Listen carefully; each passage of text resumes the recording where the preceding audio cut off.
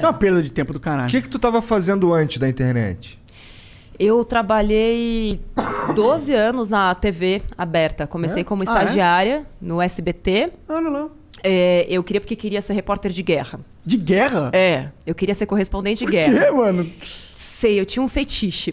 Queria levar uma bomba na cara. Eu sempre gostei de viver perigosamente. Eu lembro que na faculdade era pra fazer um jornalzinho. E aí eu fiz um jornalzinho pra prostitutas. E aí o professor falou pra mim, Natália, você tem ideias um pouco subversivas. Eu nem sabia o que significava e não tinha Google na época pra eu pesquisar. Mas achei interessante. Porque eu passava todo dia ali na Avenida do Jockey. E eu ficava pensando, cara, essas meninas correm muitos riscos aqui. Então eu preciso levar um conteúdo pra elas que as alerte sobre os riscos que elas estão correndo. E, de repente, colocar uns anúncios, já pensando na empreendedora, uns anúncios do motel mais seguro, sex shop e tudo mais. Eu falei, cara, isso aqui vai dar muito dinheiro. E aí o professor falou, não, Natália, isso aqui não vai dar muito certo. E aí eu sempre tive essas ideias meio diferentes. E eu lembro que na época da faculdade, eu fiz uma monografia comparando a cobertura da guerra do Iraque feita entre veículos distintos. E eu, super ingênua, né, vi que a cobertura da Folha e do Estadão eram completamente desproporcionais, assim. Parecia que nem era a mesma guerra que eles estavam cobrindo. Em que sentido? Você acha que... De um lado, passando um pano total, assim, nos Estados Unidos. Agora, eu não me lembro mais quem era quem ali. Claro. Não me lembro mesmo. E do outro, tipo, tinham 2 repórteres, depois eu até comprei o livro deles lá... Fogo em Bagdá, eu vou lembrar o nome do repórter fotográfico que até escreveu um livro tal depois sobre a cobertura da guerra. E tipo, uma coisa que parecia muito mais real e algo assim meio tipo, parecia que só estavam pegando da Reuters e traduzindo. Entendi. Aí vou eu, toda fanfarrona, né? Ligo na Reuters, aí tipo, oi, tudo bem? Meu nome é Natália, eu tô fazendo aqui uma monografia. Gostaria que você falasse sobre a sua parcialidade na cobertura da guerra do Iraque. Caralho. A pessoa não tem parcialidade. Não, porque se eu fui na USP, peguei todos os jornais, assim, do ano inteiro. E assim, vi todos os jornais. Fiz todo um levantamento. Falei, não, é completamente diferente. Tem uma parcialidade aqui, porque esse jornal falou isso, aquele outro falou isso. E vocês falaram outra coisa. E a pessoa desligou o telefone na minha cara. E eu tirei 7. E aí eu fiquei com essa coisa da reportagem de guerra. E aí no SBT, eu queria muito ser apresentadora. E aí disseram pra mim... Eu pensei que tu fosse ficar puta com jornalismo e, sei lá, vou agora fazer outra parada. Não, eu era muito obcecada, sempre fui. Eu queria ser repórter e apresentadora, eu era só estagiária. Meu chefe, tipo, me esculachava o tempo inteiro. Falavam pra mim que eu nunca ia conseguir ser repórter ali. Caralho. Nunca. E às vezes até, tipo, falava, você vai escrever o que o repórter vai falar, tá? Só que você não vai aparecer na câmera. Quem vai aparecer é ele. Então, assim, você faz o trabalho dele, ele aparece, mas você não vai aparecer. Isso era claro, assim, aberto. E aí eu falei, não, eu vou ser repórter e apresentadora. Aí fiz curso de locutora noticiarista, eu pedia pra trabalhar, pedia pra ir pra rua, assim, aquelas coisas que ninguém queria fazer de domingo, madrugada. Eu falava, não, manda eu que eu quero ir e tal. E aí apareceu uma grande oportunidade que deram, que era pra eu fazer um quadro de celebridades no Jornal da Manhã. Eu chorei o dia inteiro. Falei, cara, eu mirei no Cabrini e acertei no Nelson Rubens. Nossa. Você chorou de tristeza. De tristeza. Entendi. Tipo, minha carreira já estava começando arruinada. Mas eu falei, bom, Deus, mirei no Cabrini, não deixa de ser uma guerra, né? Celebridades e tal. Eu falei, bom, se é isso que estão me dando... Vai lá. É isso que eu vou pegar. Era um passo. Aparecer na TV, né? É um bom jeito de ver. Né? Enxuguei as lágrimas, falei, beleza, lá, agora eu vou fazer isso. E eu já mirava num salário, eu ganhava 900, mas eu mirava também no salário do Bonner, que na época eram 60 mil reais. Que eu pensava, se o Bonner ganhar 60... Ganha 60 mil reais naquela época? Naquela época, tipo... Não, tô ligado, que ele deve ganhar atrás. agora uns milhões agora. Provavelmente. Talvez nem tanto. Não, então... E eu falava, não, vou ganhar, se o Bonner ganhar isso, vou ganhar também. O que eu preciso fazer pra chegar lá? Já criei toda a trajetória, não sei o que, criei o plano, beleza, vamos executar. E aí, fazendo muita renda extra, trabalhava na TV Jockey naquela época, eu não entrevistava cavalos, eu entrevistava pessoas, mas era um bom jeito de ganhar uma renda extra, porque eu ganhava pouco A TV no SBT. Jockey é sobre cavalos, é isso? É sobre cavalos. É sobre eles competindo ou é sobre eles criação competindo. de cavalos? É, competições. Tem um Jockey Club aqui Eu em não São manjo Paulo. muito. Isso é coisa de rico, esse negócio de É cavalo. de coisa de ricos e, infelizmente, pessoas um pouco viciadas. Ah, Sábado, domingo e segunda. E aí, enfim, foi uma boa oportunidade que eu vi também, agarrei. Era eu, uma câmera no teto, pombas pousando assim na câmera, um microfoninho, e eu ficava, tipo, num radinho, agora mais pra direita, mais pra esquerda. Essa era a minha vida na TV Jockey, enfim. E eu lá no SBT, falei, não, preciso ser repórter e tal, não sei o quê.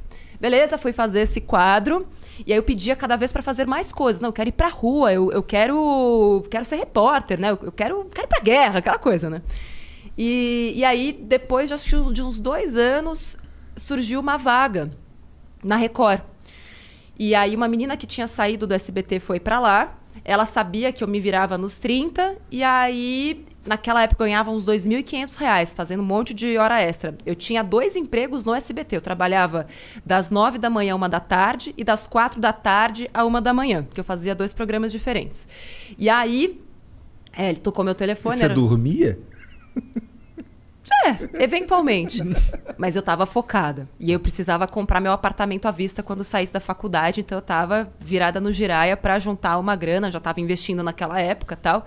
Então eu tinha um plano muito claro na minha cabeça. Por que você tinha isso? Por que você já... Seus pais te ensinaram essa parada? Não. O que te... Não, meus pais me deram não. Eu até conto isso no livro, né? E pra mim foi a melhor coisa que eles me deram. Tipo, eu queria tal coisa. Não. Cresça e apareça. Quando você tiver seu dinheiro, você faz. Hoje a gente não tem. Então, assim, nunca me faltou nada, mas nunca sobrou nada. Nunca teve, tipo, presente era Natal e aniversário. Passou de ano, eu lembro que tinha colegas da escola que, passou de ano com nota 10, ganha uma boneca. Passou de ano, nota 10, não fez nada além da sua obrigação. E isso forjou a mulher que eu sou hoje, né? Entendi. Porque aquilo Mas você me entendia incentivou. de investir? Você sabia que naquela... Porque o brasileiro não investe até hoje. Investe, você não fale isso, tá? Não. Porque A nós estamos maioria... mudando a vida financeira das pessoas Não, no com certeza, com certeza. Mas se for comparar com os Estados Unidos, lá, sim. proporcionalmente falando, e lá atrás era menos ainda. E você já tinha essa visão. Por quê? Como? Como que você tinha a visão de investimento? Você viu na TV? Não, Foi? eu tinha 8 anos. Dá tempo de contar as histórias todas? Olha, Cara, o só tempo é seu. o tempo é seu. Mas eu vou resumir a história toda. Eu tinha uns 7 anos. A gente estudava escola particular, somos em 3 irmãs em casa. Aquela coisa, né? Pra pedir desconto no atacado. Era aquela escolinha do bairro, tal, mas que bom, conseguimos estudar bem. Beleza. E aí tinha a rica da classe, assim, né? Era classe média e tinha a rica. E aí ela chegou e falou, meu pai fez uma poupança, eu tinha uns 7 anos, pra gente ter um carro quando a gente fizer 18 anos. Natália, visionária desde aquela época, falou, carai, velho, um carro. E eu já queria fugir de casa desde aquela época. É sério, eu fazia planos já de fuga. Não, se eu levar uma maçã, eu preparava a mochilinha e tal. Caramba. E aí eu falei, beleza, eu preciso ter um carro com 18. E aí perguntei pros meus pais se eu tinha uma poupança que nem ela tinha pra comprar o carro. Meu pai falou, não, cresça e apareça. Imagina, auge da inflação, confisco da poupança, foi bem naquela época, ali 91, 92. Beleza. Eu falei, bom, então eu A gente é preciso... da mesma idade, então. Preciso dar os meus corre, eu sou de 85. Preciso dar os meus corre. Como é que eu vou fazer pra ter dinheiro pra comprar um carro aos 18? E aí, de vez em quando, meu avô vinha e dava, tipo, uma moedinha pra gente. Naquela época ainda era cruzeiro, um pouco depois, né, que virou real, ali em 94, 95. E aí eu falei, preciso de dinheiro. Comecei a juntar dinheiro, pequena mesmo. Já comecei a pedir pra trocar o presente de aniversário pra todo mundo por dinheiro. Guardava tudo num cofrinho. E aí eu ia juntando. Eu fazia cálculos e fazia... eu fiz um alfabeto... Doida, eu sei. Eu fiz um alfabeto codificado para que só eu soubesse quanto dinheiro tinha no meu cofre. Quantos anos você tinha? Eu comecei com 8, mas o alfabeto codificado foi com 9. Entendi. Para as minhas irmãs, caso tivessem acesso ao meu cofre, se elas tirassem dinheiro de lá, só eu ia saber que elas tiraram, porque eu tinha um alfabeto codificado. Exatamente. Quando eu falo essas coisas, eu falo, mano, eu tinha um problema muito sério. Não, eu não sei como que você pensou isso com 9 anos. Só isso. Porque eu tinha um pensamento... Eu sempre pensei no longo prazo. Não, sempre. não, isso não é pensar ao longo prazo, cara. Isso é criar um código em línguas pra... é trocar o presente por dinheiro. What the fuck? Quando eu tinha 8 anos, eu não sei. Eu nem falava direito, pô. Eu acho que será que o homem é mais retardado nesse sentido? Olha, eu sei que eu sou mais retardado. Eu também. Não, eu sei que eu sou... Assim, nunca conheci nenhuma história semelhante. Mas, de novo, depois estudando a economia comportamental e tudo mais, e assim, eu fui fiel ao meu plano até os 18 anos de idade. E quando eu percebi que eu não ia ter dinheiro suficiente fazendo só as manobras que eu usava, eu comecei a ganhar dinheiro das formas que eu podia. Então, eu ia para 25 de março, comprava camiseta, fazia tie-dye e vendia na escola, fazia umas pulseirinhas lá de barbante e vendia na escola, promovia uns bazares na minha casa, comecei a fazer propaganda porque eu descobri, tipo, uma vez me chamaram para fazer teste de propaganda, eu tinha uns 12, 13 anos e ganhei R$50 num dia. Eu comecei a infernizar minha mãe, eu quero fazer publicidade, eu quero fazer propaganda. E aí, então na minha adolescência, fiz muito desse tipo de coisa. E aí, com 18 anos, naquela época, eu tinha R$6.800. Entendi. O que hoje equivaleria a R$25 mil. Enfim, e eu Dá aprendi... pra comprar um carro. Não, dá pra comprar um carro usado. Eu queria um Escort conversível. Dava pra comprar um bug, no caso. E eu ficava finais de semana olhando o jornal e circulando qual era o carro que dava pra eu comprar. E eu lembro que tinha um carro repetido, 2. Um era um bug e outro era um Jeep Willys, 88. Nunca vou esquecer. Todo final de semana ele tava lá e falava, tomara que ele esteja aí ainda quando eu fizer 18. Porque era a única coisa que dava pra comprar. Enfim. E o que aconteceu? Não tava... No fim das contas, a minha madrinha tinha feito, sem eu saber, um consórcio. Pra mim. No meu nome. E quando eu fiz 18 anos, ela foi contemplada. E eu nunca soube disso. Na sorte, assim? Na sorte. Vai lá. Pô, aos 18. Eu não sei se ela deu um lance, porque eu odeio consórcio. Então, assim... Não é legal, não incentive consórcio. Minha mãe tá fazendo um consórcio nesse momento. Eu não gosto eu fiz um consórcio pra comprar o primeiro carro e foi uma experiência meio bosta. Não gostei, não. Assim, eu não gosto. Tem vídeo no canal explicando por que eu não gosto de consórcio. Mas, enfim... E aí, a carta era de R$11.900. E aí, deu pra comprar um casinho... peladinho, mas que era maravilhoso. E aqueles R$6.800, falei, bom, isso aqui vai ser o meu primeiro passo para o meu apartamento quando eu sair da faculdade. E aí que eu comecei a investir, porque até então eu nem sabia que existia investimento. Eu fico pensando, eu já fiz esse cálculo, né, de quanto dinheiro eu perdi dos 8 aos 18. Nossa! Por não ter investido, nem que fosse na poupança, que naquela época até rende... Hoje é uma bosta, tá? Poupança, não faça isso.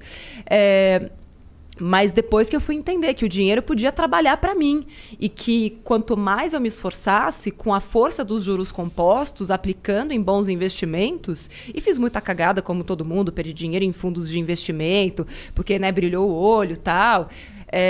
Mas foram todos esses aprendizados que hoje me proporcionam poder ensinar isso para as pessoas. Porque é um conhecimento de vivências. E já estava dentro de você desde pequenininha, né? Pois é. Que engraçado isso, que loucura. É uma loucura mesmo, gente.